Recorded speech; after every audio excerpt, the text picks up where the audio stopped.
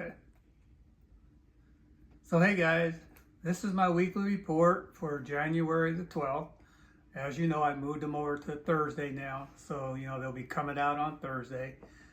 But anyway, let me tell you a little bit about myself. I've been in the fishing industry for around 30 years, and all this information I'm gathering is usually from local guides, me being on the water 3-4 times a week, and also friends and also customers. So all these reports I'm giving to you are pretty current. Also, if you guys are on your way out on Saturday morning, tune in to California Sportsman's on the AM dial on 1140 at 640. I'm on there every week. So when I find out something else that's going on, I'll go ahead and air it, that morning so you can hear it on your way out. So let's get on with this report. We're having kind of crazy weather. I mean, we're getting abundance of rain. I haven't seen this much rainfall in many years, but they haven't opened the weirs on the Sacramento River yet. So that's when normally in the past I can remember that they would always open those weirs when it got really, really, really high. But I think we're getting a lot of flooding off the Cosumnes River because the levee broke in like 2 or 3 places. So it's been flooding more that way, and more so than our Sacramento River, because right now we're not even at the flood stage, so I haven't opened the weir yet. But if we get some more rain this week, I'm sure they'll be dumping, because I live right over here by Garcia Bend. Went over, looked at the river, and it is really high. It's probably real close to being flood stage, so they'll open those gates. So anyway, let's get on with the report. There's not a whole lot going on. There's not a whole lot of areas that are really fishable, but one of the things this storm is going to do in this high water is going to bring the sturgeon in. So I know for a fact that there's probably guys already fishing on the Sacramento River. It's high, it's flowing, just be careful. And they'll start yanking in a lot of these fish. As soon as we get a break and we get like 3 to 5 days of, no rain, I think they're going to start catching a lot of sturgeon around here. So the sturgeon is, one of the probably the best things to go after and get ready if you want to go out and go fishing. Also, out in the ocean, forget it. It's just, the weather's just been crazy. It's just flooding. It's, the waves are 13 feet. Just stay away and just wait. So other stuff going on, we're gonna come in a little inland. The stripers, I always talk about the stripers because it's probably one of my favorite fish. But if you look at the water everywhere, it's really, really kind of muddy where you can't even see an inch down. And there's so much garbage on the water because it came up so fast. But guys that can get into the Sacramento port, I'm sure that's gonna be real, real good, real quick here, because that water doesn't get dirty. It still stays clean, and those fish will find it. I can remember in the past 15-20 years ago when we had heavy rains, I was able to get in there, and I had some awesome days in there, and the big fish go in there too. A lot of big fish are caught in the Port of Sacramento. Another area you can go look, which as soon as this weather clears, you'll be seeing me. I'll be reporting that I'm down on the Delta, more over towards Mildred Island and heading west a little bit, southwest. And go look down there, because that water will stay a little bit cleaner. And those fish have a knack of finding that clean water. I don't know whether they smell it or whatever, but they will find it. So the bait fish will find it, and the stripers will be right there, right along with them. So those are some of the areas I think, are probably going to be some of the only areas that you could actually go fish if you want to go catch stripers.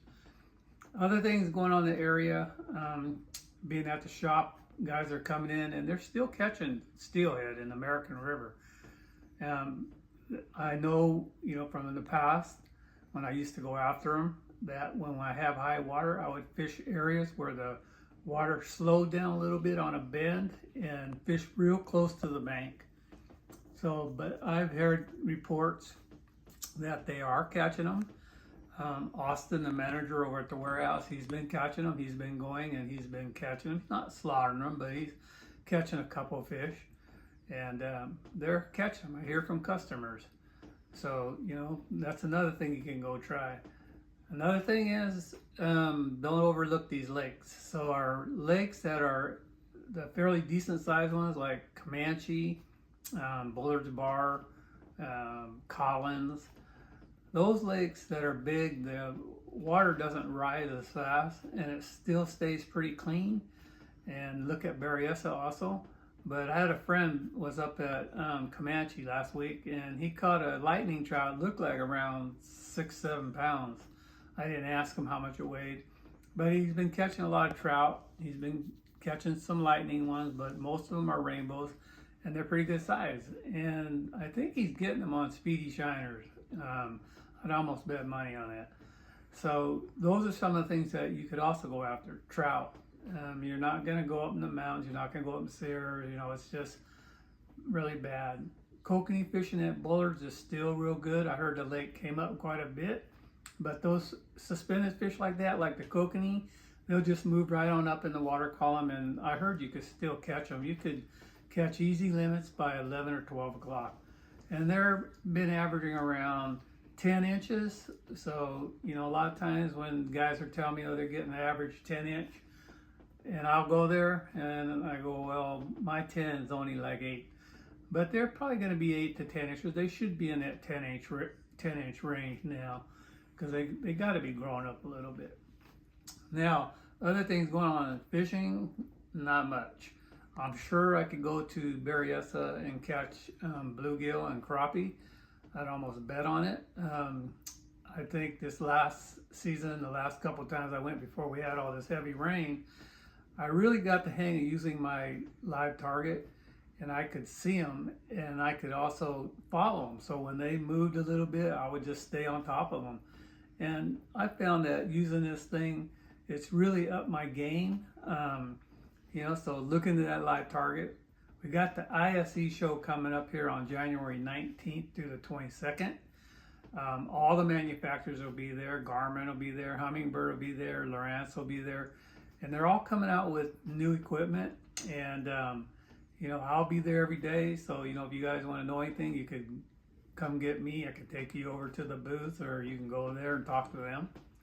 And one of the things about, you know, the show is that, you know, all the new products that are coming out, all the manufacturers that are going to be there, will bring out all the new equipment, so you could actually see everything and ask them any kind of questions you want.